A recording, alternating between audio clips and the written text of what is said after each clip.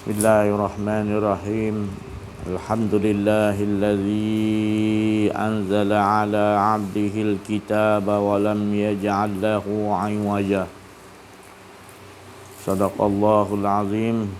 Alhamdulillahi rabbil alamin. Al-muqasyafa ghaibu lil fuqara ila siratin mustaqim. Subhanaka la ilma lana illa ma 'allamtana innaka antal alimul hakim. La haula wala quwwata illa billahil aliyil azim. Wa fahamnaha Sulaiman wa kullan ataina hukman wa ilma wa sakharna ma'a Daudal jibala yusabbihna wa tayra wa kunna fa'ilin. Rabbi shrah li sadri wa yassir li amri wahlul 'uqdatam min lisani yafqahu qawli. Nur jadi sifatullah, sifat menjadi kalamullah. Terangkan hati hamba-hamba Allah, terang seperti hati Rasulullah sallallahu alaihi wasallam. Alhamdulillah, syukur kita kepada Allah Subhanahu wa taala, kelimpahan kurniaan Allah, rahmat Allah, inayah Allah, hidayah Allah, berbagai-bagai lagi nikmat Allah Subhanahu wa taala yang dicurahkan kepada kita, nikmat iman, nikmat Islam, nikmat dapat ma'rifatullah, nikmat ihsan, dan terutama nikmat yang paling besar di mana Allah memberikan kita rasa hidup dan kita mengetahui bahawa hidup ini adalah penceritaan, iaitu menceritakan kisah-kisah, cerita-cerita tentang diri Allah yang hidup. Dan dalam cerita-cerita itu mengandungi hak-hak Allah Subhanahu wa taala. Tiada satu pun yang Allah Subhanahu wa taala ciptakan melainkan semuanya mentaati, mengesakan Allah, mengagungkan Allah, berzikir, mengingat Allah menurut apa yang telah Allah Subhanahu wa taala tentukan zikir-zikirnya. Ada yang Allah ciptakan zikir untuk mengingat, mengagungkan Allah yang jelas berbunyi dengan zikir-zikirnya yang kita boleh fahami. Ada yang Allah ciptakan yang kita tak faham cara bagaimana dia mentaati berzikir kepada Allah Subhanahu wa taala. Contoh Subhanahu wa taala, Allah Subhanahu wa taala contohnya menciptakan malaikat. Ada yang memegang aras-aras Allah dengan berzikir subhanallah, walhamdulillah, wala ilaha illallah, wallahu akbar, wala haula wala quwwata illa billahil aliyil azim. Ada yang malaikat berzikir dengan kita melihat ataupun kita dapat diberi dengar oleh Allah, ataupun kita mendengar daripada kalam-kalam para rasul, para nabi, para wali-wali Allah di dalam kitab-kitab di mana mengatakan cara malaikat itu berzikir mengagungkan Allah Subhanahu wa taala. Ada juga malaikat-malaikat yang kita tidak ketahui cara dia berzikir. Contoh seperti malaikatul maut yang dia datang untuk mencabut nyawa dan kita pun tak tahu cara dia berzikir kepada Allah. Tetapi jelas dia tu berzikir dengan ketaatan yang mana setiap ada kematian maka itulah cara dia berzikir. Cuma kita tidak tahu cara dia berzikir, tapi jelas ketaatan malaikat itu ialah contohnya malaikatul maut, dia mencabut nyawa itu adalah ketaatan. Itulah cara-cara dia zikir. Jadi tak semua makhluk yang Allah jadikan dia berzikir, kita mendengar zikirnya seperti mana kita berzikir subhanallah, alhamdulillah, wala ilaha illallah, wallahu akbar, wala haula wala quwwata, dan berbagai-bagai lagi. Tetapi ada jenis makhluk Allah yang kita tidak tahu cara zikirnya. Itu salah satu malaikat tadi yang saya bangsakan, di mana ada yang cara berzikirnya yang kita ketahui dia mentaati aja. Itu pun zikir juga. Mentaati perintah Allah untuk setiap kali gugur daun di Sidratul Muntaha, gugur daun, maka dia akan mencabut nyawa. Itu cara zikir, bentuk zikir juga. Seperti mana setiap yang Allah Ta'ala ciptakan hidup, Allah kurniakan semua di langit dan memiliki hidup, dan hidup itu berserta dengan mengesakan Allah. Hidup itu sendiri dia dengan berserta dengan mengesakan Allah Subhanahu Wa Ta'ala. Itu yang harus kita fahami. Baru kita dapat faham yang mana Allah berfirman, Rabbana, Allah sebut Rabbana, Tuhanku, Rabbana ma khalaqta hadza batila subhanaka faqina azabannar. Tuhanku, Engkau ya Allah tidaklah mensia-sia Engkau menjadikan sekalian makhluk Engkau yang jadikan di 7 lapis langit, 7 lapis bumi, baik yang kita lihat dengan mata, baik yang kita tidak dapat lihat dengan mata kerana gaib halusnya. Seperti kuman-kuman, macam-macam kuman COVID ke, kuman apa ke, ada yang lebih halus lagi Allah ciptakan. Jadi Allah ciptakan tu, Allah hidupkan. Jadi Allah hidupkan tu bukan sia-sia. Itu nak sampai makom tu tadi. Jadi kita nak sampai makom tu, baru kita tidak akan berpersangkaan bahawasanya sesuai dengan ayat tadi yang Allah SWT ajarkan kepada seorang Rasul, supaya mengatakan Rabbana ma khalaqta hadza batilah. Maka seluruh nabi-nabi, seluruh wali-wali Allah, orang yang arif billah, semuanya berpegang faham kepada mengamaliahkan maksud ayat yang dibacakan di dalam Al-Quran atau yang diamalkan oleh para rasul, para wali-wali Allah. Dia mengamalkan, bukan sekadar menyebut Rabbana ma khalaqta hadza batilah subhanaka faqina azabannar. Bukan sekadar membaca, menyebut, melafazkan, tapi dia tetap juga seperti mana la ilaha illallah, bukan sekadar dia melafazkan tadi, mengimani, meyakini dalam kehidupan. Jadi dia bacakan tadi Rabbana ma khalaqta hadza batila. Tuhanku, di hadapan Allah dia menyaksikan betul-betul, dia meyakini di hadapan Allah, dia mengatakan Rabbana, Tuhanku, tidaklah sia-sia Engkau menjadi. Jadi maqam dia apa pun saja makhluk-makhluk Allah, dia mempraktiskan, dia membawakan dalam kehidupan dia. Dia melihat segala apa pun, semuanya Allah yang jadikan. Jadi dia akan nampak Allah yang menjadikan. Jadi semuanya tidak sia-sia. Biar Allah yang menjadikan, pasti ada hidup tu.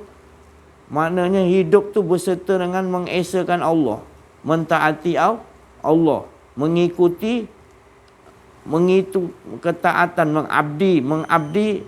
mengabdikan kepada Allah. Tu maknanya tadi yang Allah Subhanahu Wa Ta'ala maksudkan, supaya kita dapat amaliahkan sesuatu apa pun yang kita nampak, pasti kita akan nampak tidak ada sia-sia. Maknanya kita akan nampak Allah Subhanahu Wa Ta'ala.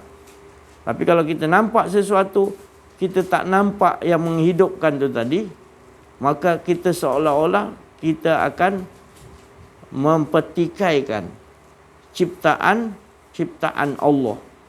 Padahal ciptaan Allah tu, kita juga ciptaan Allah.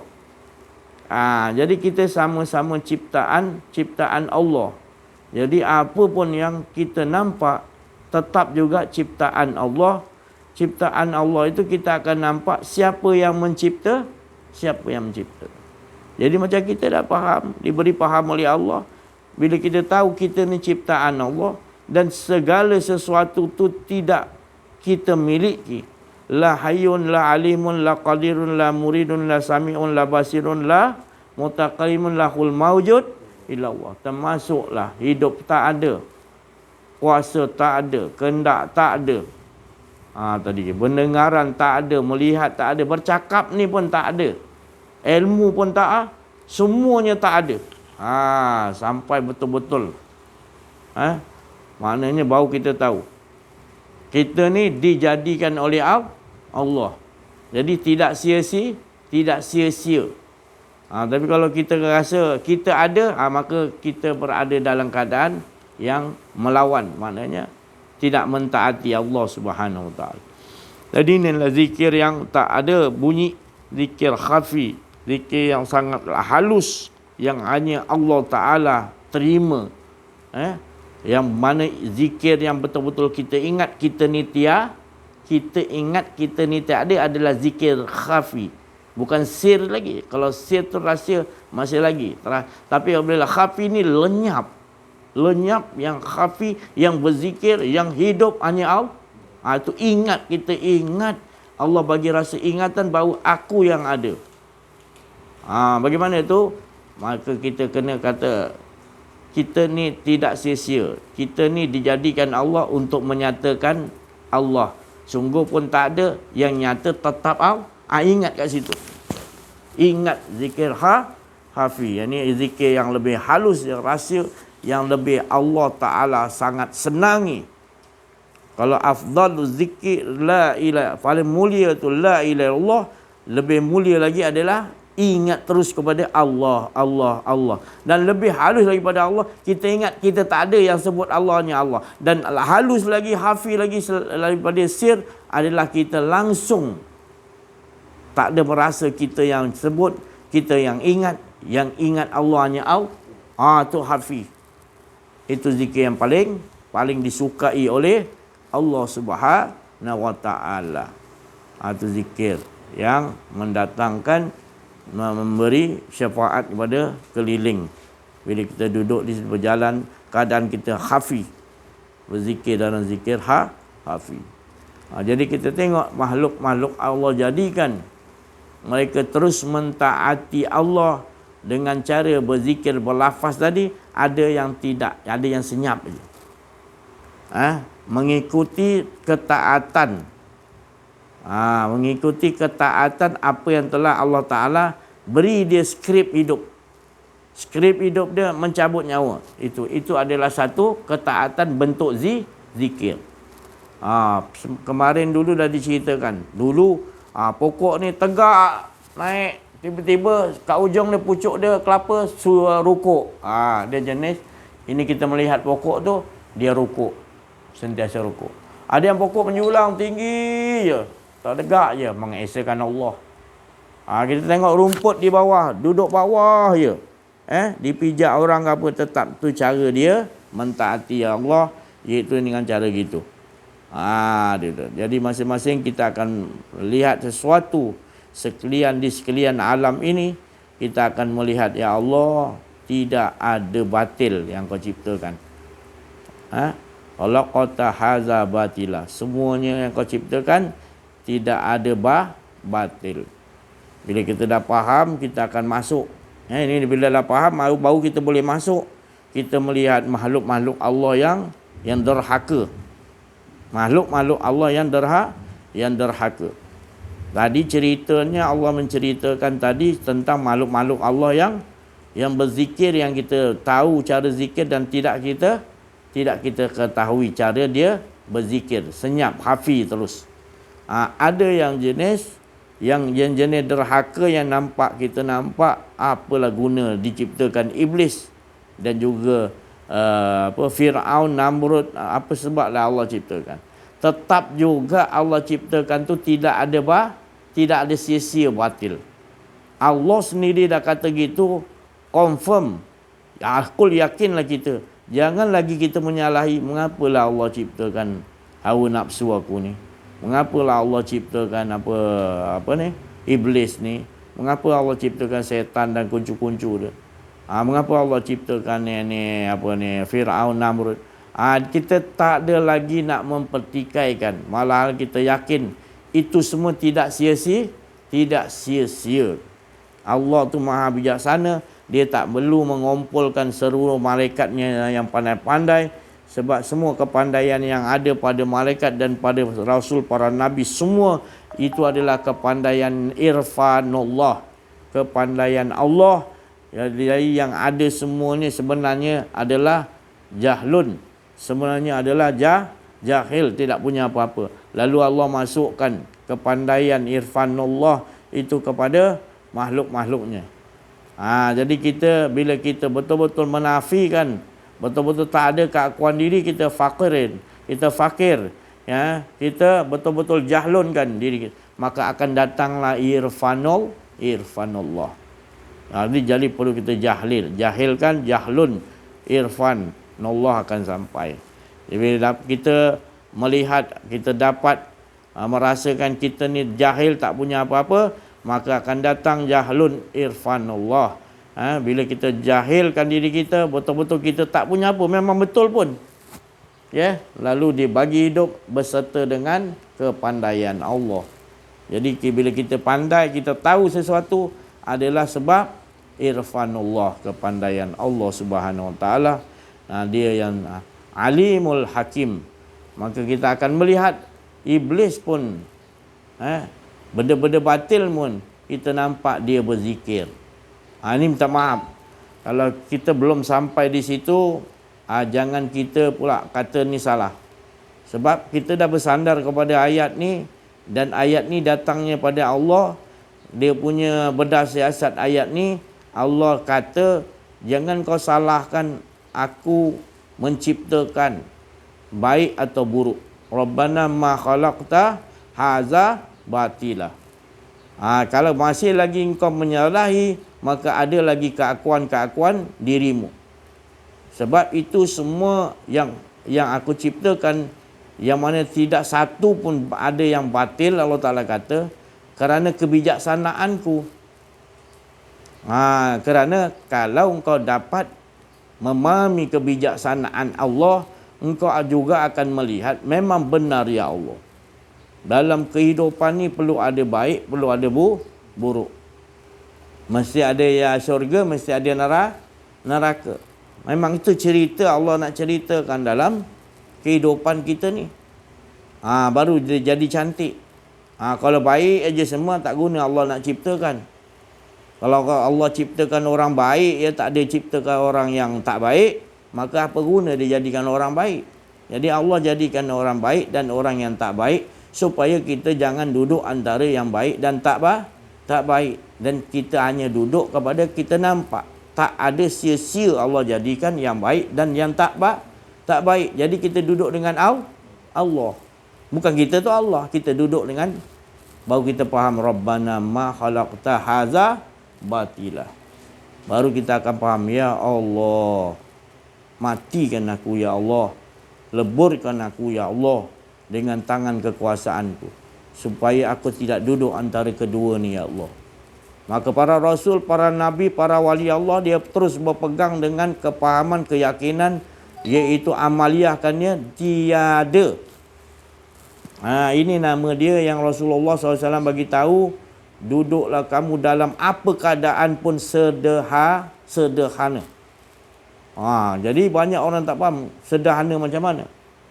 Itu saya cakap tadi, antara baik dan buruk, tinggi dan rendah, hindia dan mulia, siang dan malam, semua Allah jadikan dua lawannya. Ada baik, ada tinggi, ada rendah, ada hina, ada mulia, ada miskin, ada kaya.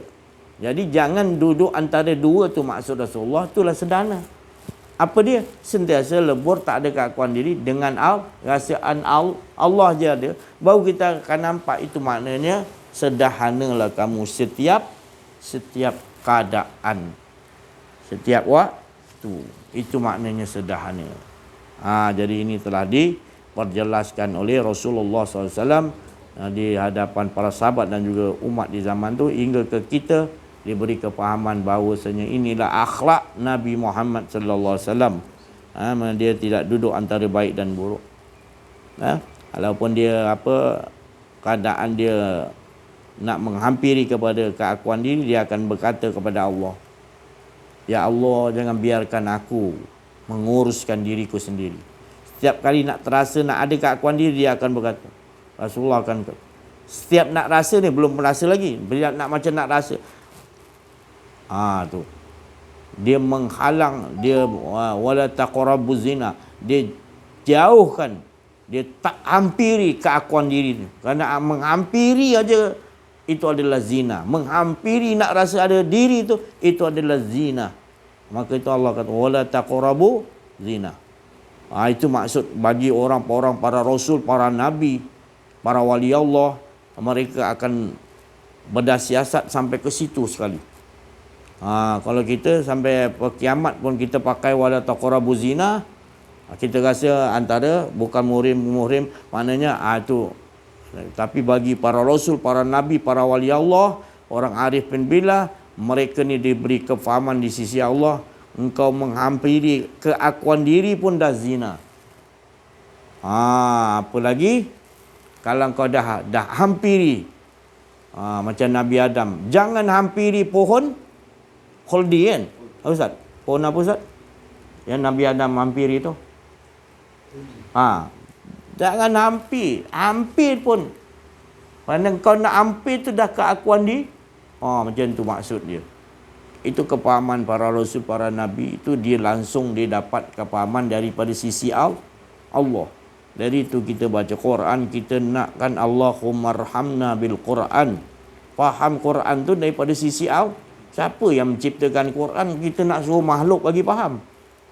Saya lagi lah tak boleh bagi faham. Yang boleh bagi faham tu adalah Allah. Jadi itu kita kena berhubung langsung supaya kita dapat amaliahkan Quran tu. Kalau tidak kita baca hanya dapat ganjaran satu ayat, satu huruf 10 kebaikan itu. Kita dapat tu je. Itu sikit sangat. Kita nak dapatkan yang betul-betul yang Allah Ta'ala kata tu. Wa nunazzilu minal Qur'an syifa. Penyembuh. Tu penyembuh tu nak dapat tu macam mana Quran? Bukan baca je. Perlu minta betul-betul kepada Allah penjelasan yang jelas dan nyata. Kerana ayat Quran ni ada yang muhkamat, ada yang mutasyabihat. Yang muhkamat tu pun orang dah bertelagah juga.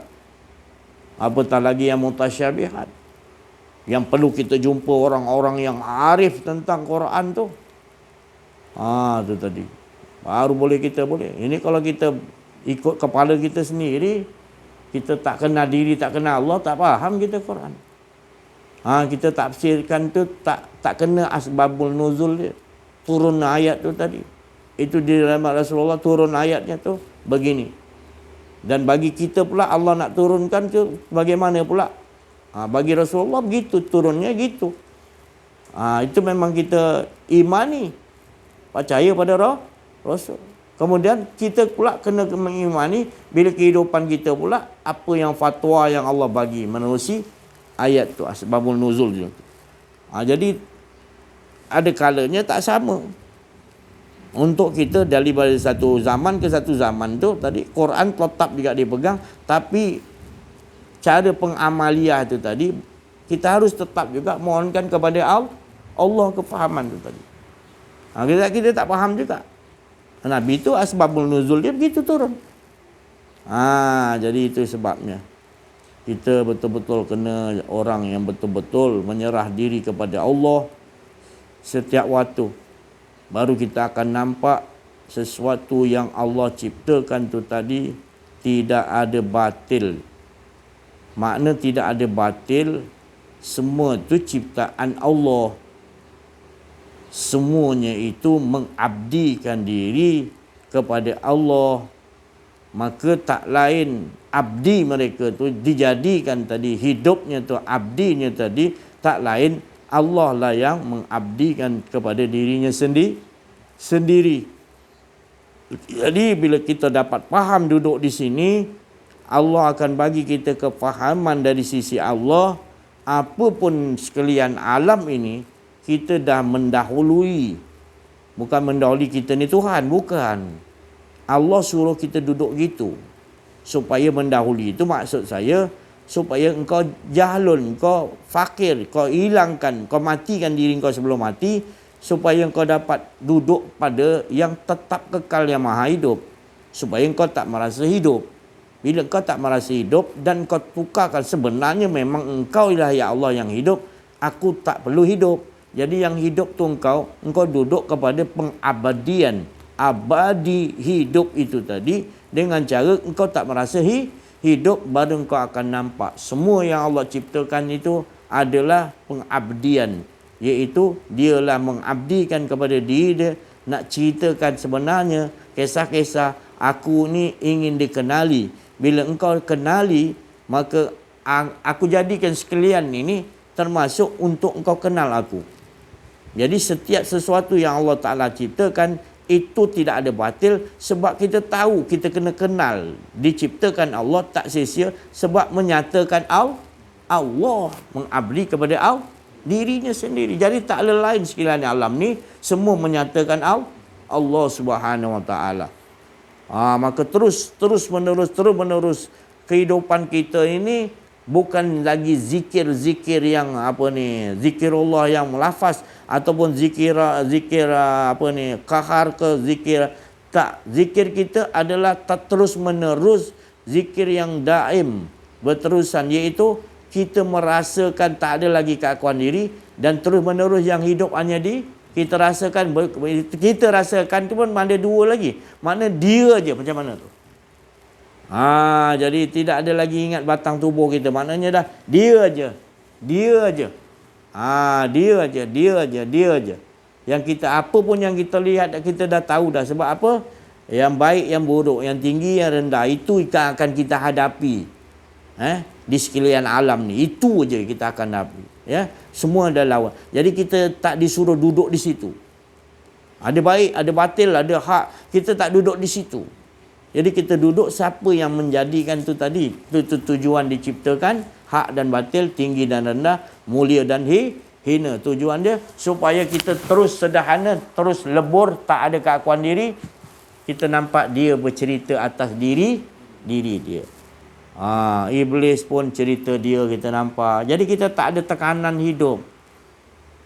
Yang jadi tekanan hidup sebenarnya kita tak faham. Kita tak sederhana selalu. Tak duduk dengan Allah, masa ada keakuan-keakuan diri.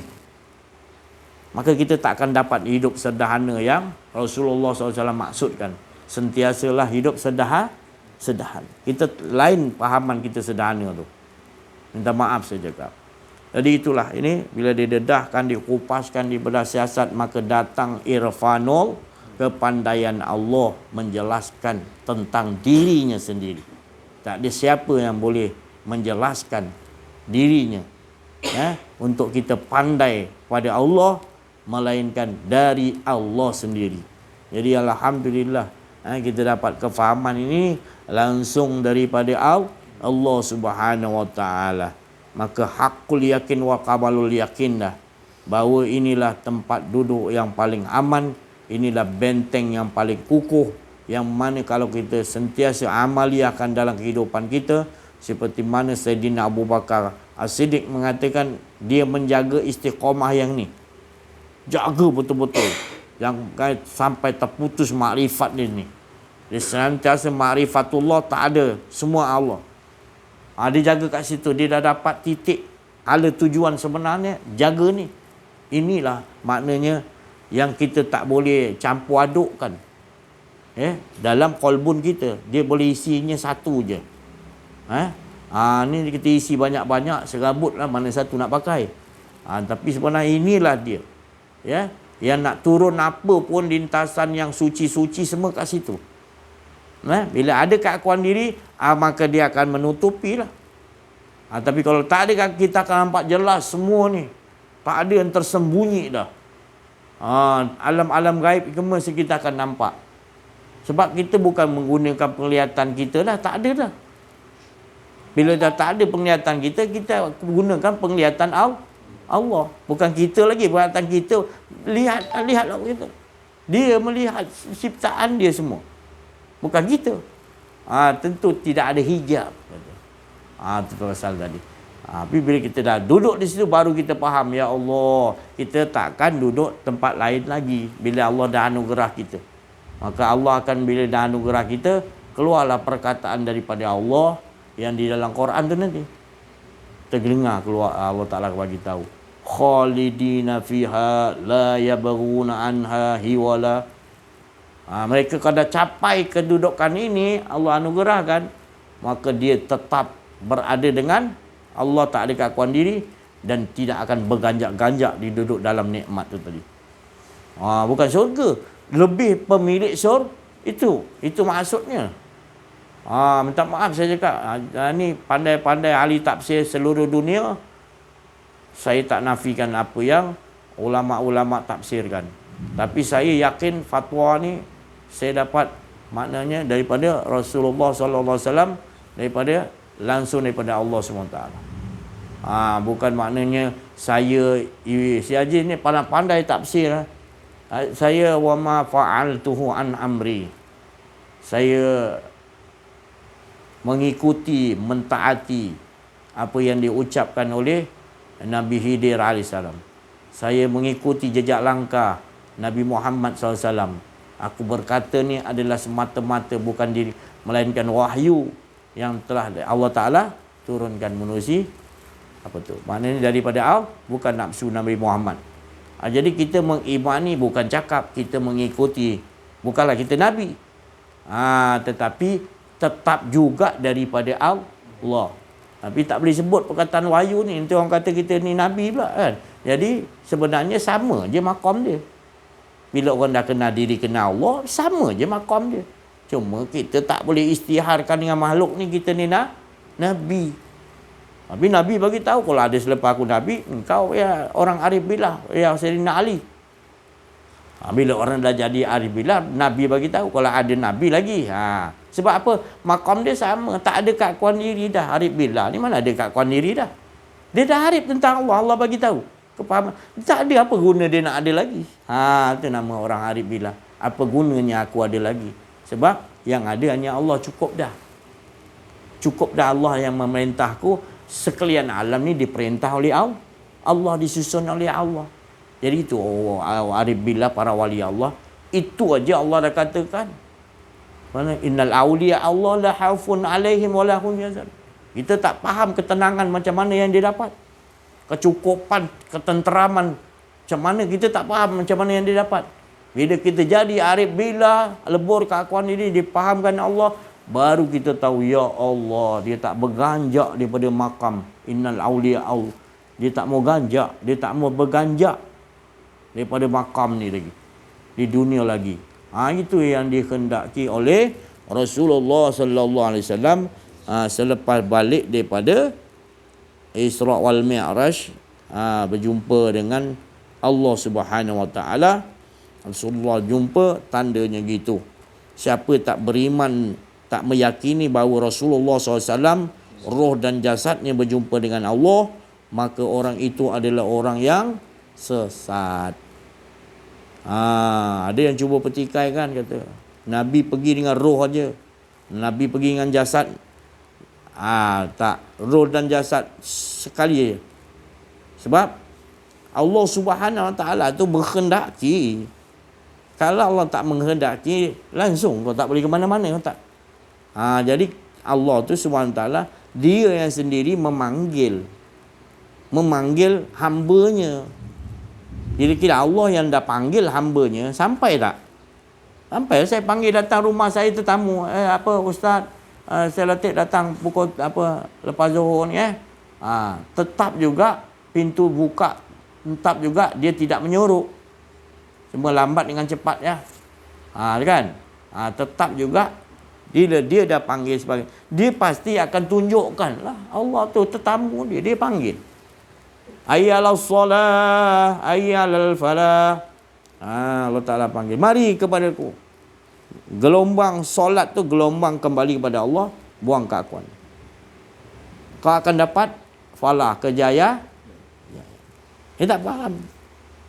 Kita tak rasa itu kejayaan besar, bertemu dengan Allah. Kita nak tunggu nanti kat padang mahsyar dan kita akan bertemu dengan Allah. Itu tadi. Man kana yarju liqa rabbih falyamal amalan soleh. Barang siapa ingin pertemuan denganku, hendaklah dia melakukan amal soleh. Apa tu amal soleh? Buang keakuan diri. Ya, kita tak pernah ada. Yang ada baru dapat pertemuan. Tapi kalau rasa ada, kita yang lakukan amal soleh, itu bukan amal soleh. Itu keakuan diri. Maka kita tak bertemu. Syarat nak bertemu dengan Allah, harus buang keakuan diri. Bila dah buang keakuan diri, Allah lah yang sendiri akan cabut Nabi Musa punya keakuan diri. Dia dah tanggalkan dah tadi. Di kedua terompa. Dia faham bahasa Allah Ta'ala. Buang kedua terompa. Dia buang. Awal-awal lagi dia dah buang. Apa tu dua terompa tu?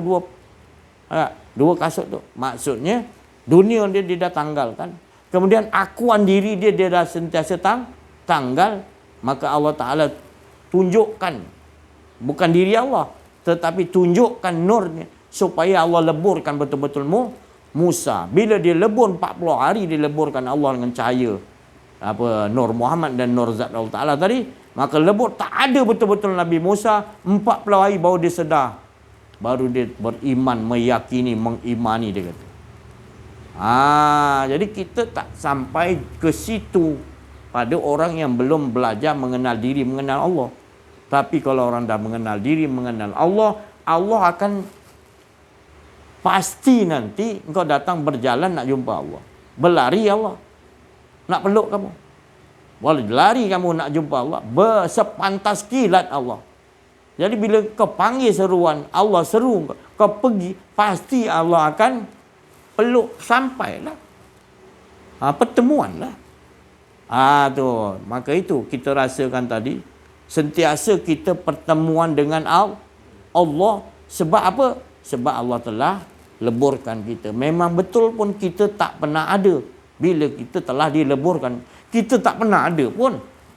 Maka bukan kita Tuhan. Kita tak pernah ada dan semua pun tidak pernah ada. Kullu man 'alaiha fana wa yabqa. Rupanya betul. Bila kita dibagi keyakinan oleh Allah, kita tak pernah ada, la ilaha illallah, baru kita mengimani, meyakini, baru kita dapat membawa dalam kehidupan kita bergerak, diam, duduk. Allazina yazkurunallaha qiyaman wa qu'udan wa 'ala junubihim wa tafakkaruna fi khalqis samawati wal ard rabbana ma khalaqta hadza batila.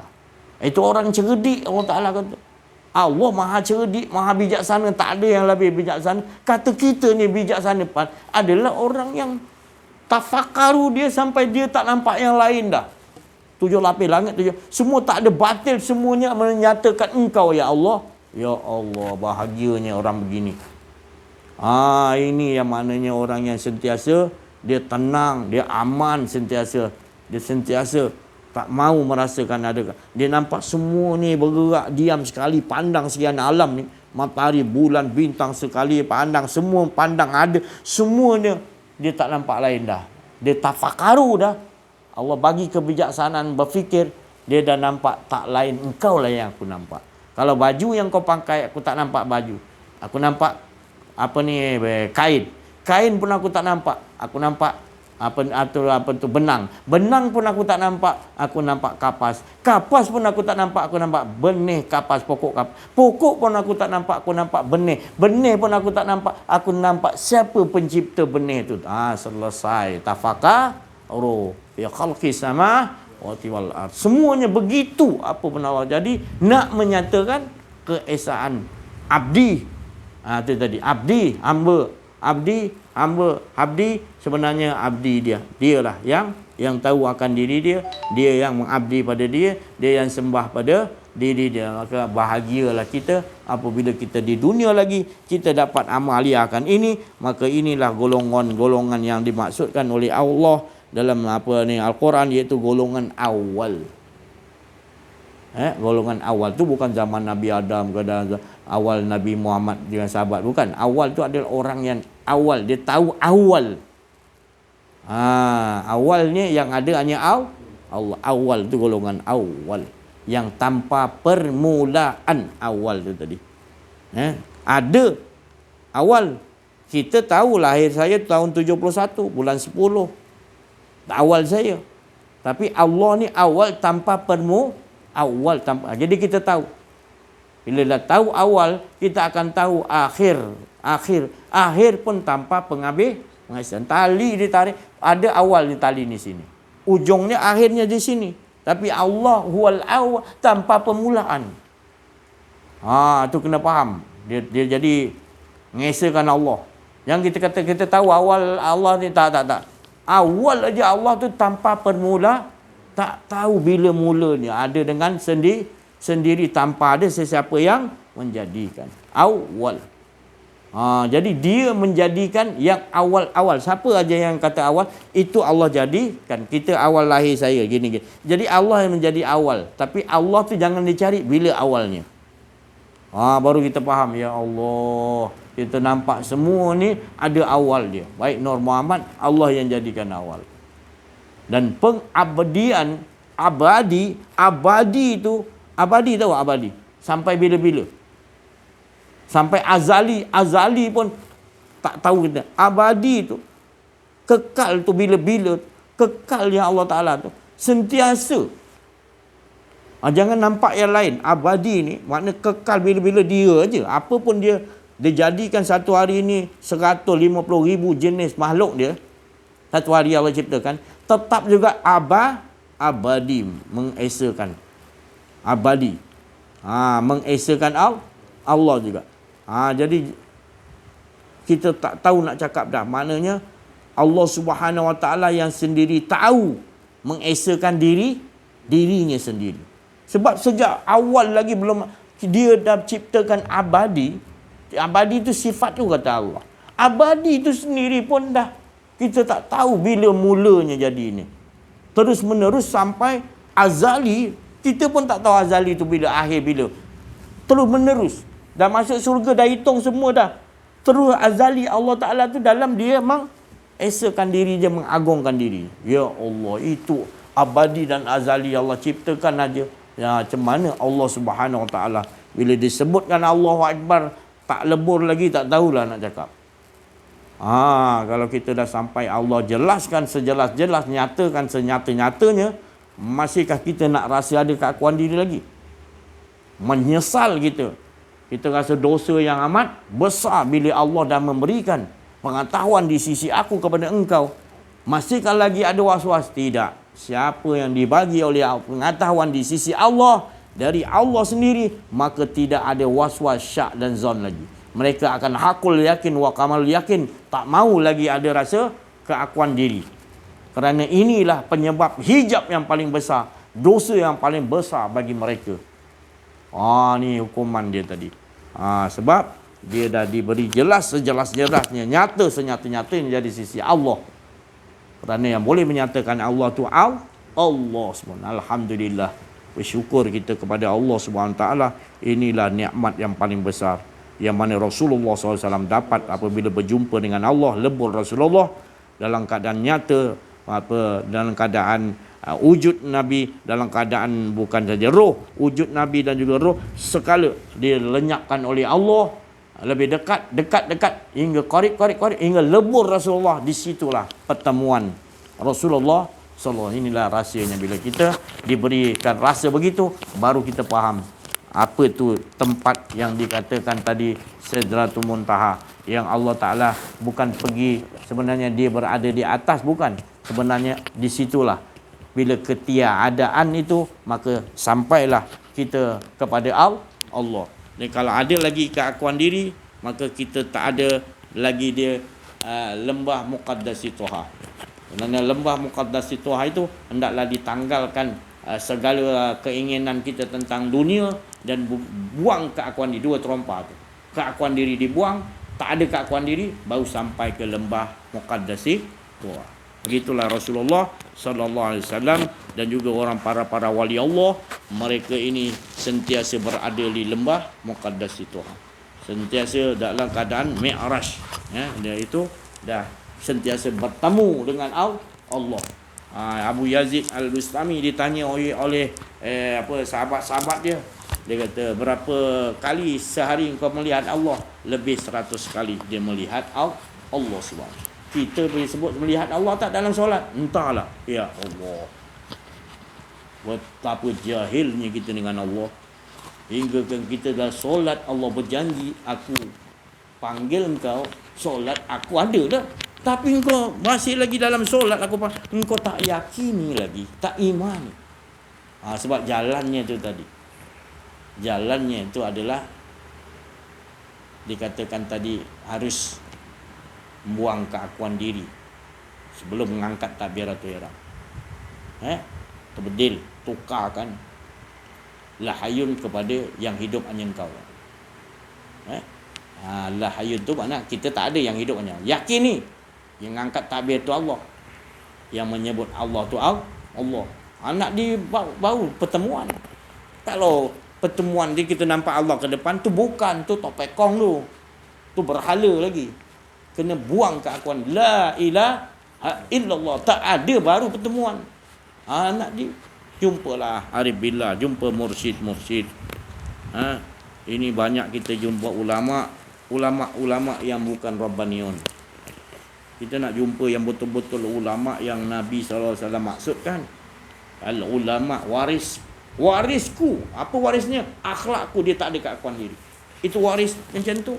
Jangan kita salah pilih tu. Kita pilih ulama itu bidang dia, itu dia alim tentang bidang tu. Tajwid ke apa fiqh ke, itu dia alim. Dia tak alim yang arif Allah Taala, tak ulama Allah Taala. Maksud Rasulullah tu ulama yang gitu. Baru mewaris ke. Tak ada keakuan diri, mewarisi akulah tu. Baru datang yang lain, sunah-sunah yang lain. Yang besarnya akhlak Nabi tu buang keakuan diri tu. Siapa-siapa pun dapat dia jumpa guru, dia dapat dia amaliakan. Dia tu al-ulama, warasatul anbiya. Pewaris Nabi SAW. Jangan main-main. Tapi orang begini kita pelekehkan orangnya. Tu baru nak pergi belajar ni, dah dipelekehkan. Ini kau jangan ikut tarikat ni, jalan ni sesat ni. Sebut tarikat dah menjeling kau tengok. Sebut orang karaoke buat maksiat, kau tak ada jeling pun. Tu tadi. Apa sebut ni? Tertipu kita ni. Jangan biarkan diri kita ni menzalimi diri kita sendiri. Jangan. Allah dah bagi tahu dah. Jangan kata Allah kau dah takdirnya. Bukan Allah punya takdir. Kau dah tahu makan dan ada racun, kau pergi makan buat apa? Kau dah tahu ada lubang bahaya dari situ, kau pergi pijak di lubang tu buat apa? Kau dah tahu benda macam ni Allah tak suka, kau buat apa? Kau salahkan. Jadi engkau yang akan dipertanggungjawabkan. Bukan kau menyoal Allah nanti. Setiap hari kau kena soal diri kau, bukan menyoal Allah. Ya Allah, takdir kau macam ni. Bukan, salah faham tu. Ya, jangan salah faham. Kita yang dibagi kitab kita masing-masing. Tengok sendiri apa yang kau buat. Dalam tu tak ada tertinggal, walaupun yang soghir, yang halus maupun yang besar, semua ada dalam tu. Bukan 5G dekat 100G lah, lengkap. Dan kau tak boleh buat apa-apa dah. Betul ya Allah, semua kitab apa ni? Pelik ya Allah. Kitab apa ni ya Allah yang kau buat? Semua ada aku buat.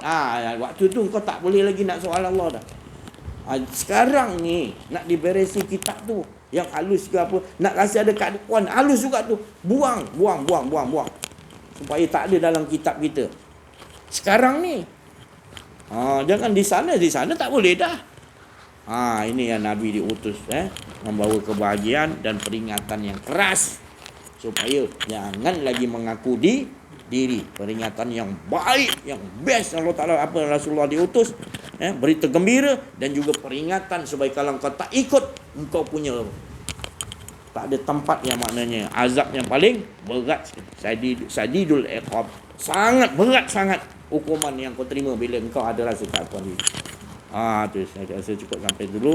Kita minta penjelasan pencerahan lagi daripada Fadil Ustaz Ahmad Auzawi Al-Masdi yang Syekh Latif dan juga Sri Kandi kita yang tadi tunggu saya lambat keluar tadi.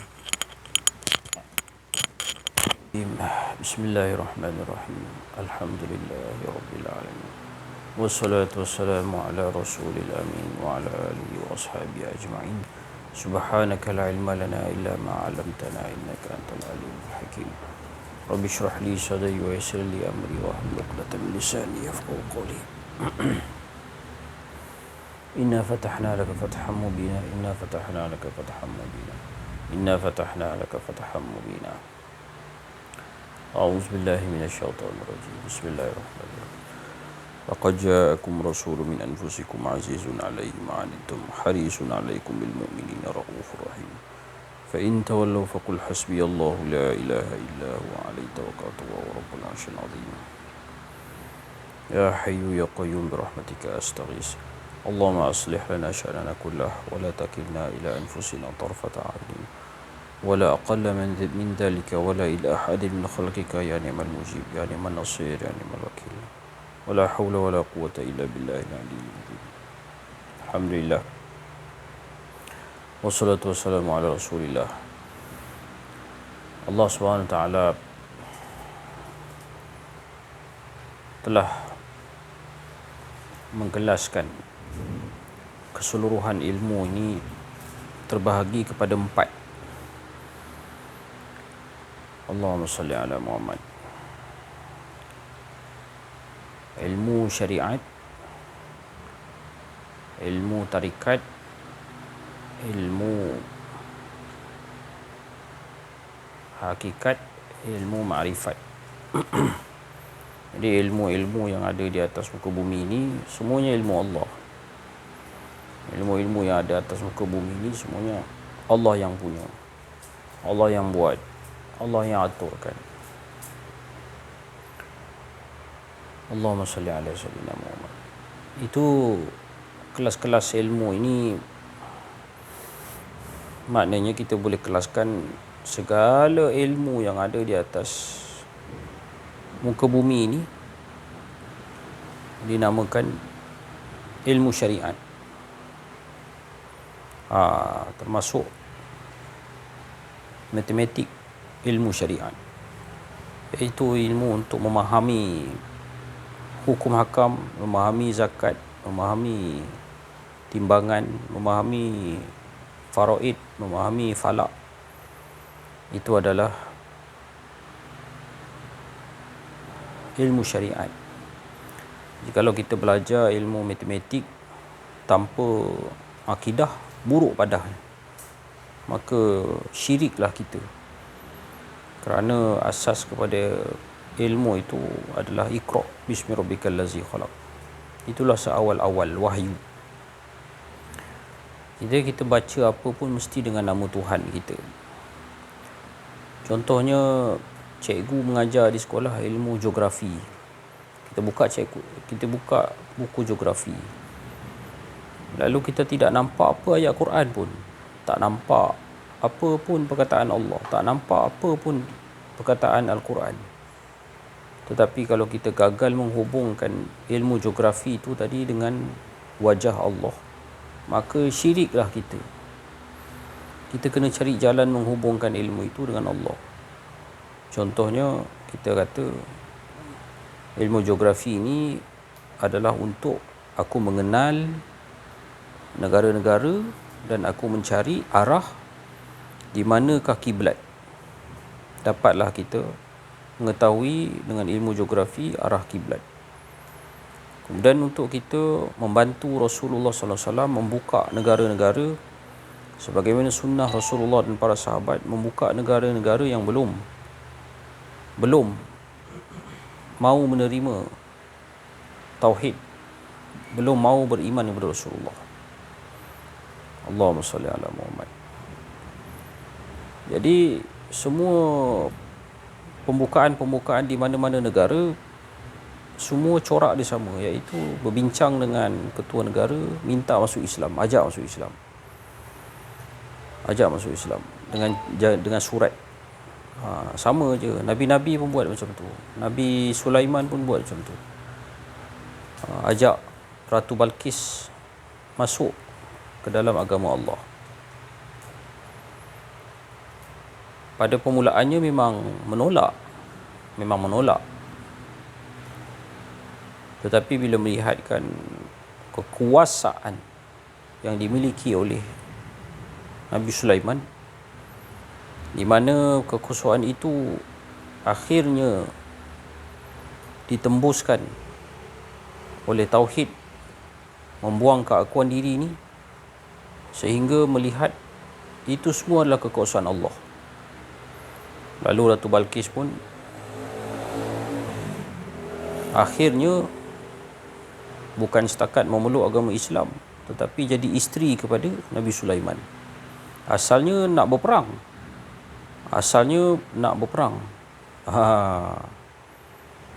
Dia melihatkan kepada kekuasaan, kehebatan ilmu syariat yang Nabi Sulaiman ada, maka orang-orang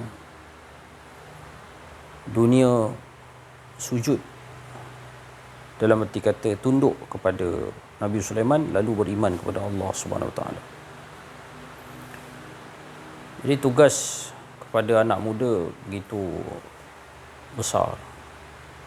Yang tua memiliki kebijaksanaan yang lebih mantap. Yang tua-tua inilah sebenarnya yang ingin dibunuh oleh pihak Freemason, Illuminati. Dan mereka ini adalah pasak-pasak bumi, dan memiliki ilmu-ilmu tua, ilmu-ilmu saka yang dapat membetulkan teraju anak bangsa. Jadi ini ulama-ulama, orang-orang alim, orang-orang tua mati hatta la yabqa aliman, sehingga nanti tidak ada berbaki lagi dah orang yang mengetahui, orang yang alim. Faftau ru'usan juhalan, lalu bila tidak ada lagi orang yang alim, innallaha la yaqbitul ilma intiza'an min sudurin nas, sesungguhnya Allah tu tak mencabut ilmu daripada dada secara directly, walakin bimautil ulama, akan tetapi dengan matinya ulama. Hatta lam yabqa la yabqa aliman, sehingga tidak ada lagi orang alim. Faftau ru'usan juhalan, lalu mereka itu mengambil fatwa orang-orang jahil. Fadallu wa adallu, lalu sesat lagi menyesatkan. Allahumma salli. Jadi ilmu-ilmu yang lama ni kena dicongkil balik. Orang-orang tua dulu, hatta di negeri Perlis ini, kalau disembang dengan orang lama, memang ada ilmu ni. Ilmu mengenal diri, mengenal Allah. Allahumma salli alaihi wasallam.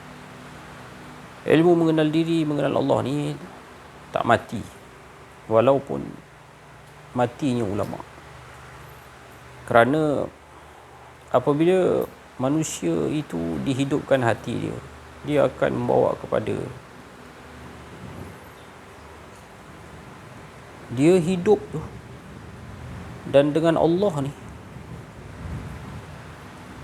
susah nak cakap. Kalau nak kata macam kawan, nanti kan dah salah faham pula. Maknanya dia ni jadikan Allah Ta'ala tu macam kawan-kawan dia. Allahumma salli ala Muhammad. Wali tu maksudnya teman rapat, tidak berpisah dengan Allah SWT. Dalam pada yang sama, dia sedarlah dia tu makhluk. Tak ada yang wujud melainkan Allah. La ilaha illallah tu maksud dia tiada yang ada melainkan Allah. Dia tu sendiri makhluk. Makhluk ni hakikatnya tak ada. Pada sejarah silam kita tak ada. 50 tahun yang lalu kita ada, kita tak ada. Mungkin Ustaz Aziz dah ada lah 50 tahun lalu, dia dah ada lah. Tapi 50 tahun yang lalu saya tak ada. Saya kat mana? Tak ada lah. Tak ada tu di alam syariat tak ada, tapi di alam azali bersama dengan Allah dah ada dah. Allah dah tahu dah.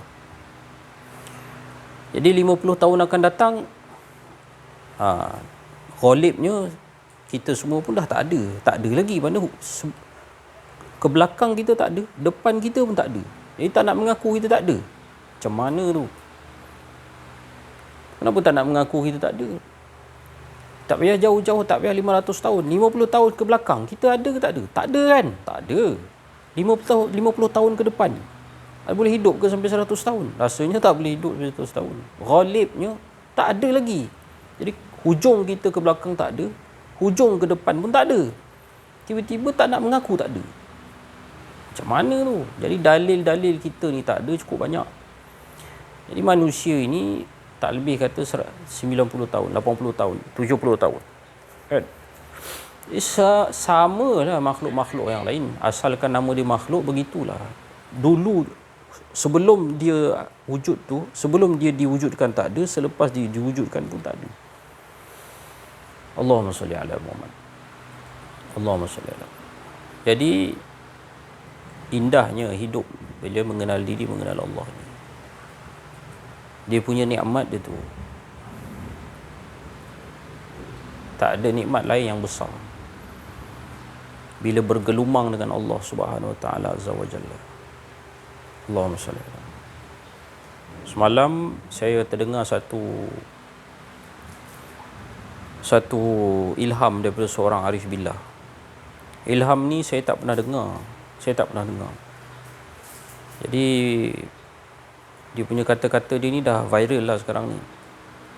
Allahumma salli ala sayyidina Muhammad. Jadi Allahumma salli ala Muhammad. Saya pun tak ingat Habib mana cakap tu. Cuma dia kata macam ni. Oleh kerana banyak sangat orang membanding-bandingkan amalan dengan selawat ni. Orang membanding-bandingkan amalan dengan selawat. Jadi dia kata, saya nak bercakap perbandingan antara amalan-amalan syariat, sama ada wajib ataupun sunat, nak dibandingkan dengan selawat. Apa yang diilhamkan Allah kepada dia adalah seumpama satu bahtera di atas lautan yang sangat luas, di atas samudera yang sangat luas. Jadi amalan tu, solat, puasa, zakat, haji, dia umpama bahtera. Kalau dah buat haji, maka umpama dia ada layar. Kalau dah buat zakat, seumpama dinding dia, kapal dia tu ada dok, ada geladak. Kalau dah buat sempurna, dia punya sedekah, dia punya zakat, seumpama kapal dia nanti di malam hari ada elektrik. Contoh gitulah. Jadi sempurnakan syariat, kata. Amalan-amalan yang diwajibkan dalam Islam, yang sunat, yang mustahab, yang wajib, yang makruh dijauhi, itu semua bagi menyempurnakan bahtera kita. Bahtera kita ni perjalanan dia punya route dia daripada dunia nak menuju kepada akhirat. Itu amalan, termasuk solat. Kemudian selawat pula adalah bahtera lautan tadi itu. Selawat adalah bahtera lautan yang menampung amalan tadi. Jadi kapal tadi, bahtera yang makin, kalau banyak amalan makin besar, makin hebatlah bahtera awak tu, dia kata, berada di atas lautan, dan lautan itu adalah selawat, dia kata. Allahumma salli ala Muhammad. Makin banyak selawat, lautan awak makin hebat.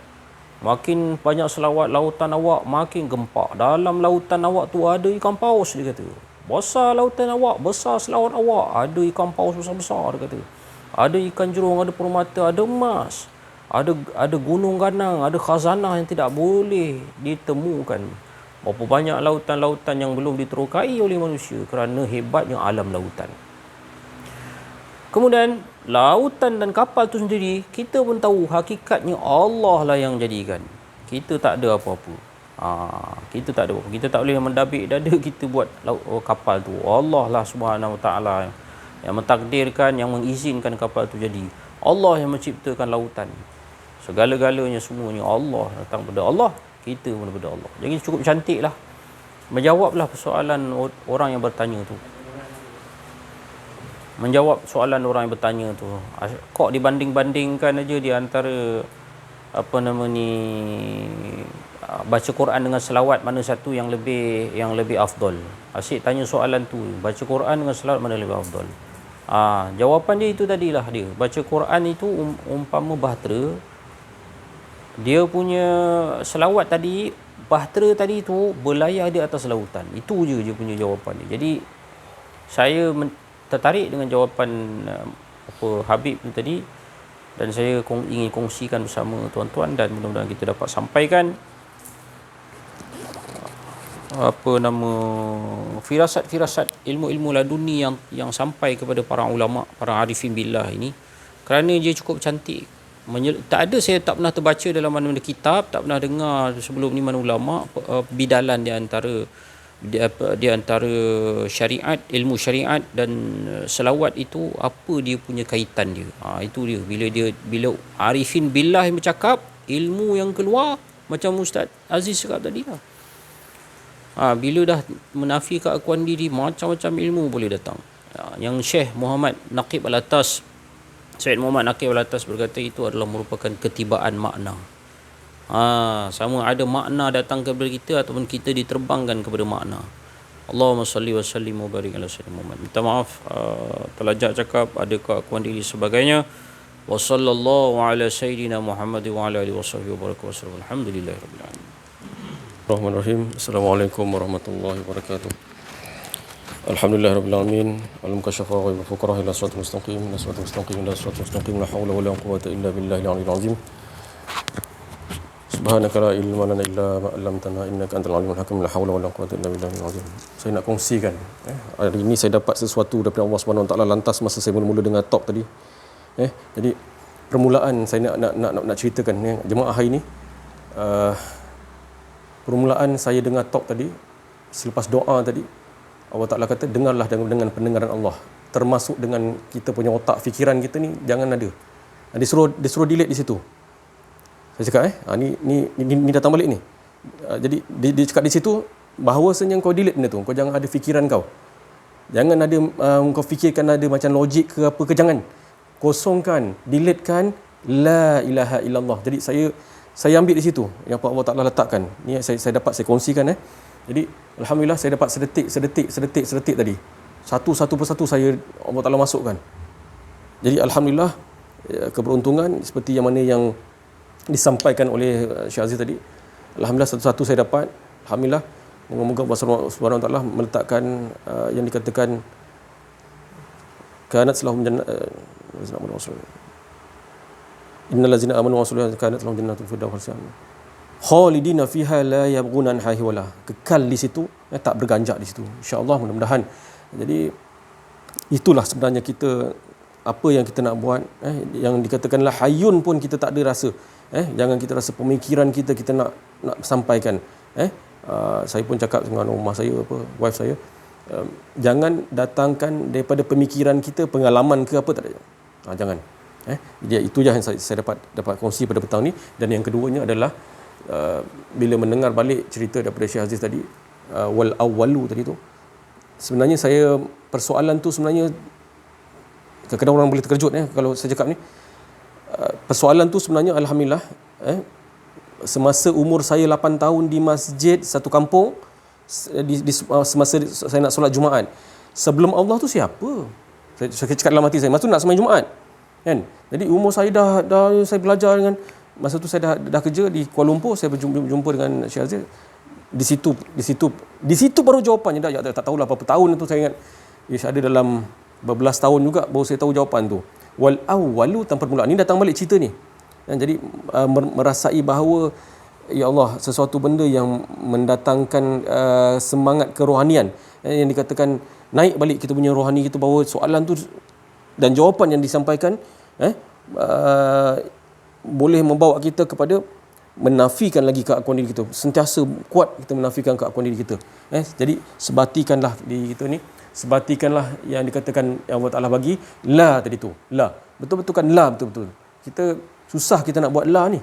Saya cakap semalam, sambung lagi dengan rumah saya di rumah, di malam, nak cakap susah kita nak lelakan diri kita ni. Susah, memang susah. Tapi tak apa. Sebatikan diri tu, yang dikatakan la tu, la. La, kita ada hidup kita. La hayyun, la alimun, la qadirun, la muridun, la sami'un, la basirun, la mutakallimun, la haul mawjud illa Allah. Itu susah, tapi tak apa, kita ikut jalan susah. Fa inna ma'al usri yusra, inna ma'al usri yusra. Dalam susah ada senang, dalam susah ada senang. Pasti Allah Ta'ala akan bagi. Kesenangan tu apa? Tak ada lagi masa keakuan diri, kefahaman di sisi dia tu. Kalau kita rasa apa yang disampaikan oleh pembimbing rohani, kita rasa ada pemikiran kita, ini ada nas ni, ini macam ni, ini nas ni, ni ada ni Al-Quran ni. Dia tak boleh gitu. Dia engkau kena lakan betul-betul.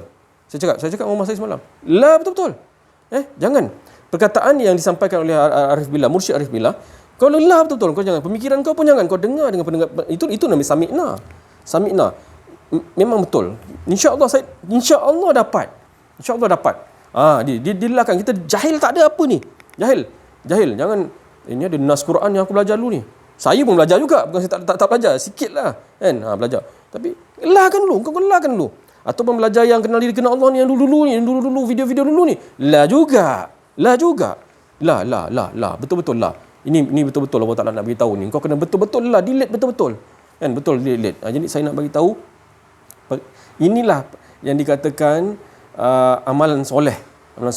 Saya tak kata saya soleh, tapi kalau saya dekat akuan diri nak soleh apa punya ni? Kan?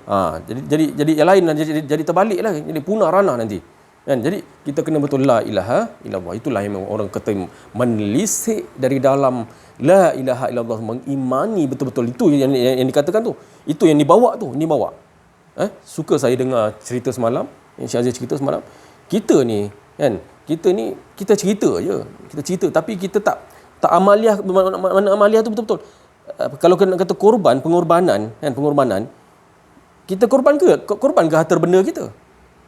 Kita korban ke wang ringgit kita? Ini dibuat macam Sunnah Abu Bakar, dibuat tak ada apa. Yang ada apa yang kau ada Abu Bakar? Allah dan Rasul. Tak ada apa. Tanah apa semua tak ada. Dia semua serah pada Rasulullah SAW. Serah betul-betul, serah tu tak ada. Kan? Itu dibuat. Lepas tu diinfak senjata, infak wakaf senjata apa semua. Apa yang kau ada? Tak ada, aku ada Allah dan Rasul. Dia bahagia di situ, dia bangga di situ, bahagia di situ. Sampai dikatakan dia dapat satu istiqamah dalam tu. Saya malah nak saya cakap pasal diri saya, kan? Boleh PM tepi lah, kan, kalau nak berkongsi. Memang itu daripada Allah, bukan daripada saya. Itu saya dididik oleh Allah Subhanahu Wa Taala. Jadi menerusi pembimbing rohani pun kita cakap dididik oleh Allah Subhanahu Wa Taala. Mana boleh kita cakap di antara lagi tak boleh. Antara aku dan antara tak ada. Tak ada antara aku dan tak ada mu, tak ada. Itu macam yang dikatakan, ingat Allah tu jauh lagi. Kan? Ingat Allah tu jauh lagi. Tapi kita ingat Allah seperti mana dia ingat pada diri dia. Itulah dekat, qarib. Wala yusyrik bi ibadati rabbih ahada. Ini diamaliahkan, kita kena amaliahkan betul-betul dalam kehidupan harian kita. Seperti yang dikatakan tadi lah. Kita ada jiwa je. Jiwa nak kenal Allah ni jiwa tak apa. Memanglah permulaan ni gitu. Tapi jiwa ada buat lagi yang seterusnya. Jiwa, raga, pengorbanan masa, pengorbanan wang ringgit, harta, kedudukan, suara semua kerana Allah. Kerana Allah tu pun tak ada kita rasa. Kalau kita infak pun tak ada rasa kita. Kan, kita infak wang ringgit, tak ada, bukan aku engkau. Kalau kita rasa kita infak lagi, kita rasa kita punya, payah kita. Itu belum lagi tu. Itu kena belajar betul-betul kenal diri, kenal Allah betul-betul tu. Itu kena boleh betul-betul tenggelam tu. Ini nak cakap insya-Allah. Sebab benda ni datang daripada Allah Subhanahu Wa Taala supaya kita ni sentiasa istiqamah. Ini dah terlalu dekat, dah terlalu hampir dah ni, kan? Jangan kita tak boleh lalai, kita tak boleh leka, tak boleh lengah, kan? Kita kena bertindak terus. Bertindak terus. Jadi benda ini perlu ditekankan. Apa yang ditekankan ni? Menafikan betul-betul keakuan diri yang ada hanya Allah, kan? La hayyun, la alimun, la qadirun, la muridun, semua tu dilakan. Bukan kita sebut. Saya sebut ni memang saya pandai sebut. Tapi adakah kita betul-betul nampak yang Allah Taala didikkan daripada Allah Subhanahu Taala, didikkan daripada Allah Subhanahu Taala. Kau kata bihun sup ni sedap, kedai ni. Bihun sup yang kedua tak sedap. Kau menyembah pada rasa ke? Itu suara Allah tu ada tak kita dengar macam tu? Saya dengar macam tu. Saya bukan nak cakap saya hebat, tak ada. Itu didikkan daripada Allah supaya kita kau sembah pada rasa. Itu didik saya dapat didikkan daripada Allah Subhanahu Taala. Direct tu kena tegur tu. Jadi itu yang kita nak pandang. Ada tak kita dapat? Kalau tak dapat, mana kita menutupi, kita tak dengar lagi suara tu. Kan, suara yang dikatakan yang didikkan daripada Allah Subhanahu Taala. Sikit je mandi ke apa ke, naik kereta ke apa ke, dia akan dapat teguran demi teguran daripada Allah Subhanahu Taala. Dia tegur sikit, dia tegur dia, dan ada juga dia bergurau. Dalam pada ujian tu dia ada bergurau dengan kita, ada. Dan apa pula tak ada? Memang ada. Kan? Pasti. Jadi insya-Allah itulah kenikmatan mubasyiran wa nazira. Mubasyiran wa nazira yang Allah Taala letakkan. Tak boleh nak cerita banyak-banyak, tak boleh cerita lebih-lebih dalam lagi, tak boleh. Kan? Maksudnya kalau kita datanglah jangan pening-pening kepala. Tenangkan hati, kan? Bawalah yang dikatakan la tu. Maqam la tu kita kena bereskan dulu. La betul-betul la. Itu insya-Allah. Dia akan datang. Bila kita dah la yang ada hanya Allah. La yang ada hanya Allah. La yang ada hanya Allah. Pasti. Itu yang kita mainkan dulu kan, insya-Allah pasti. Saya naik motor dulu pun la engkau yang press ni ya Allah. Engkau ya Allah. Dia ada peringkat-peringkat dia. Saya ni memang jahil bab agama ni. Kan? Tapi itu yang Allah Taala ajar gitu. Tapi seronoklah Allah Taala ajar. Seronok Allah Taala ajar. Kan? Dia ajar kita gitu. Silap kita macam mana? InsyaAllah kita akan dapat. Bila kita kan betul-betul, pasti akan wazidnahum huda, pasti akan dapat. InsyaAllah. Sekian daripada saya. Wabillahi taufiq wal hidayah. Assalamualaikum warahmatullahi wabarakatuh. La haula wala quwwata illa billah. Assalamualaikum.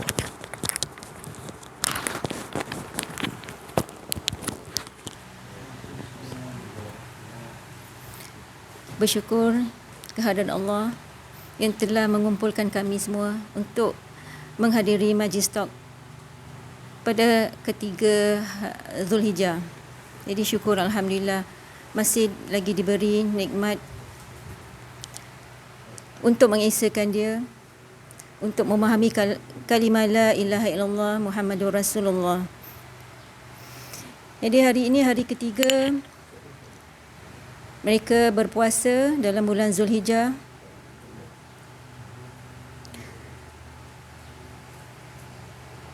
Jadi supaya puasa tidak sia-sia, puasa hanya dapat lapar dan dahaga.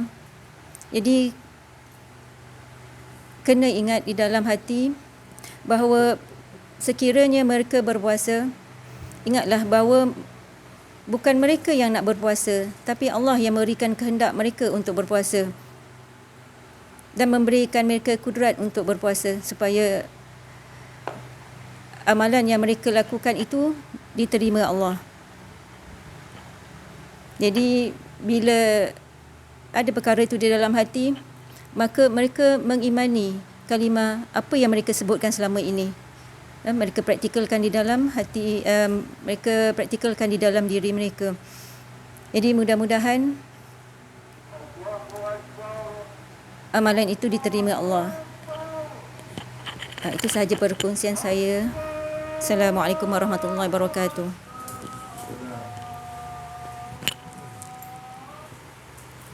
Assalamualaikum warahmatullahi wabarakatuh. Bismillahirrahmanirrahim. Alhamdulillahirabbil alamin wassalatu wassalamu ala asyrafil anbiya wal mursalin sayyidina Muhammad wa ala alihi wa sahbihi ajmain. Rabbi shrah li sadri wa yassir li amri wa hlul 'uqdatam min lisani yafqahu qawli. Syukur alhamdulillah.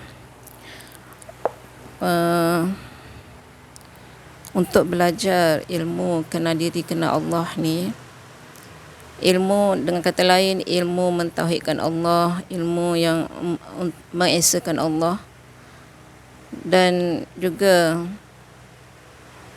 ilmu untuk kita menafikan diri kita ni dan mengisbahkannya semua kepada Allah Subhanahu Taala. Jadi untuk nafikan diri ni, adakah kita mampu, kita ada kudrat kita sendiri untuk nafikan tu? Jawapannya tidak. Semuanya Allah yang nafikan, yang leburkan sifat keakuan kita tu melalui pembelajaran dengan menghadap guru yang mursyid. Jadi syarat utama untuk belajar ilmu kenal diri kenal Allah, kita nafikan, kita tiadakan semua la seperti yang diberkatakan oleh sahabat tadi. Tanpa pendengaran kita, tanpa penglihatan kita, semua la qadirun, la muridun, la mutakallimun. Jadi automatik benda tu, semuanya tu kita nisbahkan kepada Allah Subhanahu Wa Taala. Apabila kita belajar ilmu ni, kita membawa kitab-kitab kita, kita membawa amalan-amalan kita, kita merasakan kita lagi hebat ilmu kita. Jadi susahlah nak faham apa yang yang ingin disampaikan oleh guru mursyid ni. Contohnya apabila kita membaca satu ayat mesej yang dihantar melalui WhatsApp, datang ke rumah saya sekarang, 2 orang yang membaca tapi dalam 2 makna. Satu membaca datang ke rumah saya sekarang, satu lagi datang ke rumah saya sekarang.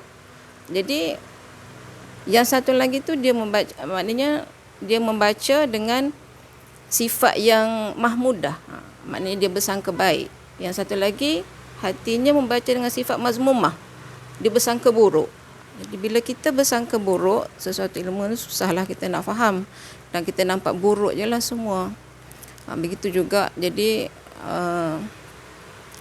kami belajar hari demi hari ilmu ni tanpa jemu-jemu dan memohon kepada Allah SWT untuk mendidik hati kami untuk terus istiqamah, untuk terus sentiasa mengesakan dia 24 jam. Jadi semoga sahabat-sahabat di luar sana juga terus istiqamah dan dengarlah dengan pendengaran Allah Ta'ala.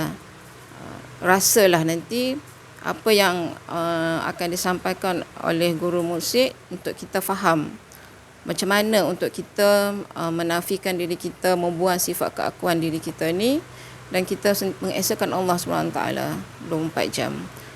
Mohon maaf atas tersalah bicara. Wabillahi taufiq wal hidayah. Assalamualaikum warahmatullahi wabarakatuh.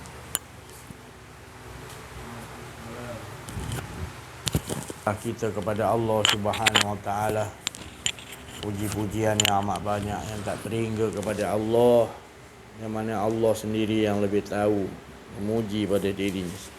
Jadikan setiap puji-pujian apa yang kita ucapkan adalah Allah lah sebenarnya yang memuji diri sendiri. Ya Allah, apa yang diucapkan oleh teman-teman sahabat-sahabat kita itu semua daripada khatir Rabbani, daripada lintasan-lintasan kesucian kudus, ya, daripada kalimat-kalimat Rabbi yang mana dah dibuangkan keakuan diri, maka wama fa'altuhu an amri, maka bukanlah dia bercakap, sahabat-sahabat kita tadi, teman-teman saudara-saudari kita, semata-mata itu adalah daripada kasih sayang Allah, ya, untuk mengingatkan kita sama-sama, untuk sentiasa dalam keadaan mengesakan Allah seperti mana Allah mengesakan dirinya sendiri.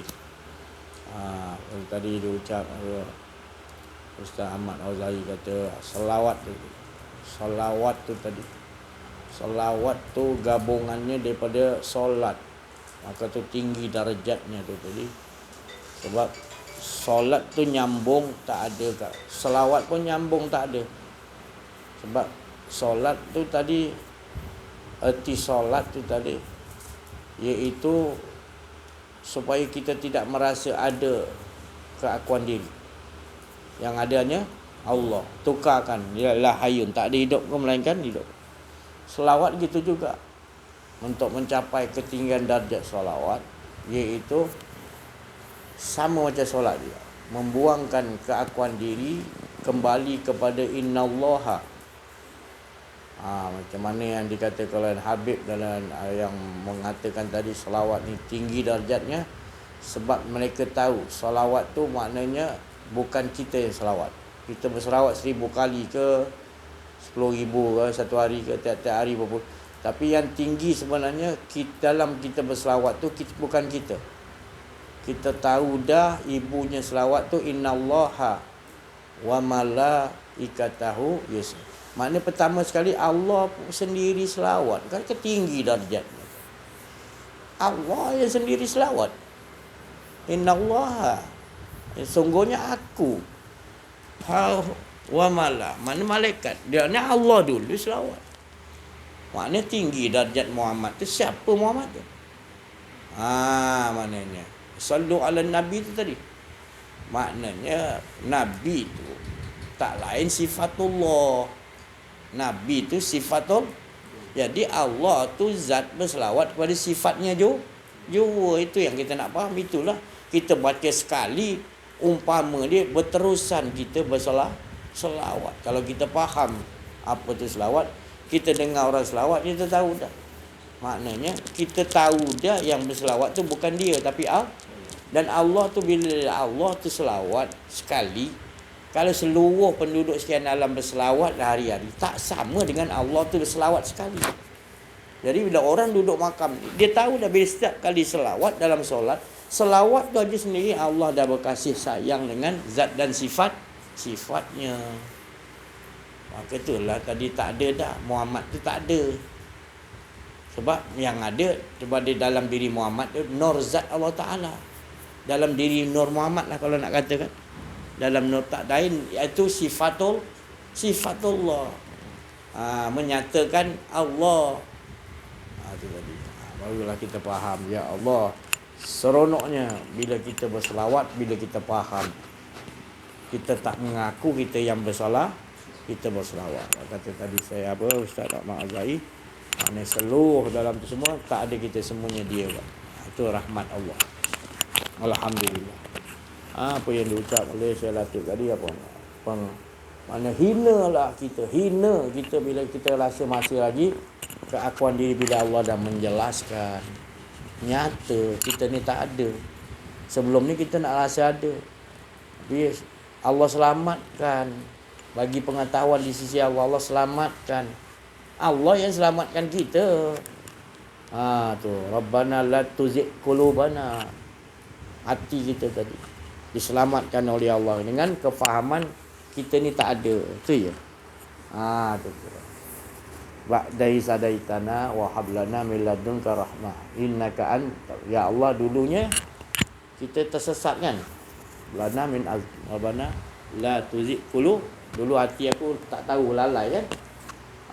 Dulu memang kita mulanya gitu. Tapi bila Allah selamatkan kita dengan dia beri pengetahuan di sisi Allah, kita tak mau lagi kembali kepada kita punya doa memang tak nak kembali lagi kepada setelah dulu ada keakuan diri kita berada dalam azab. Bila Allah dah jelaskan hantar macam-macam pembimbing rohani untuk kita faham, bila dia bagi faham oleh Allah, maka kita dah faham, kita tak mau lagi kembali mengakui ada diri. Itu maknanya kita doa kita. Rabbana la tuzigh qulubana ba'da idh hadaitana wa hab lana min ladunka rahmah. Engkau yang menurunkan rahmat. Ya. Innaka antal wahhab. Wahhab maknanya engkau pemberi, ya. Segala apa pun engkau yang memberi, ya Allah. Kita selalu baca doa tu supaya hati kita tetap untuk tak mau lagi berganjak setelah Allah tadi tahu kita sesat, kita tak kenal diri kita. Hati kita tadi. Jadi Allah bagi faham. Alhamdulillah. Syukur kita kepada Allah Subhanahu Wa Taala kerana apa pun semua dialah. Tak ada yang lain lah. Dia je, insya-Allah. Saya rasa untuk peringatan yang lain cuma kita kukuhkan lagi, sebab nanti kehadapan kita ni makin orang kata penghidupan kita ni akan makin berperang terus. Peperangan tu akan jadi lebih besar. Jadi kubra, muhalma kubra, jadi besar. Ke depan kita sebenarnya peperangan tu akan bertambah besar. Tapi bagi orang yang telah diselamatkan oleh Allah, duduk dalam benteng dan aman Allah janjikan, adalah orang yang kembali betul-betul kepada Allah hingga tak ada rasa keakuan. Itu aja jalan dia. Maka tu kita kena ingat, bila kita duduk dalam keadaan pengajian ni, maka kita akan dibentengi Allah, diamankan oleh Allah. Baru kita boleh menghadapi ke depan kita, baru kita akan nampak nanti.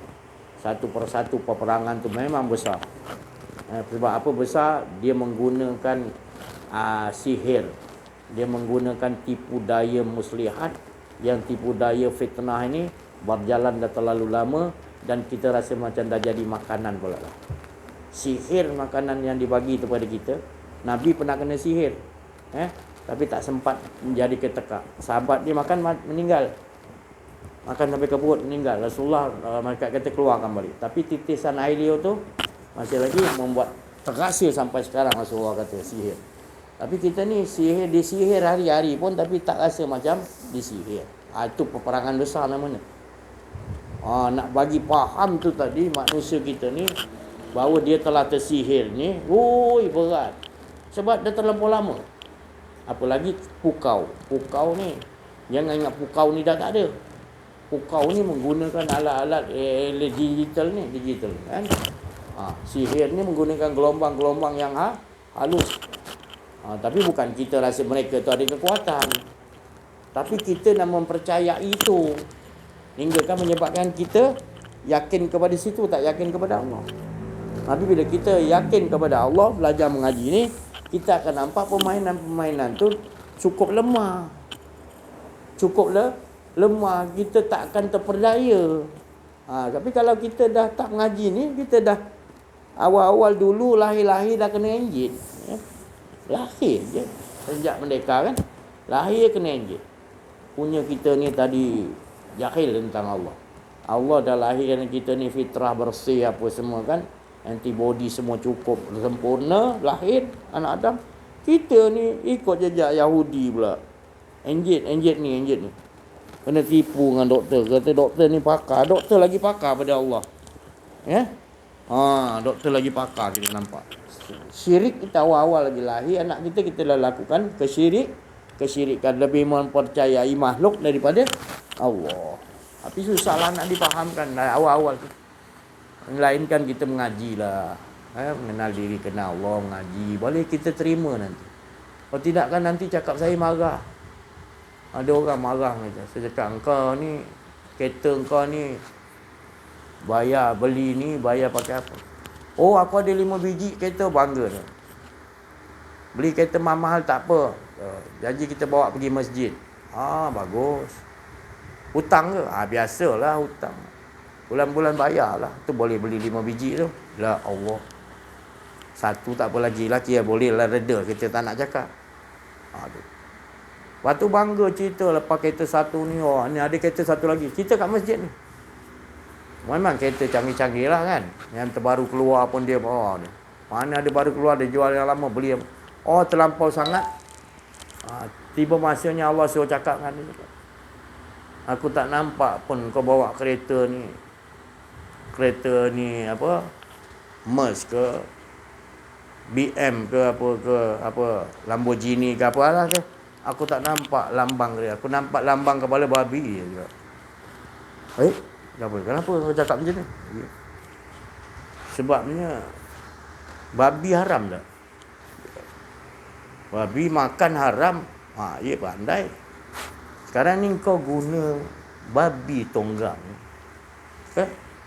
Kau tonggang babi. Mana ada ni kan kereta. Iya. Kau gunakan tadi ni bank ni kau pinjam ni riba tak?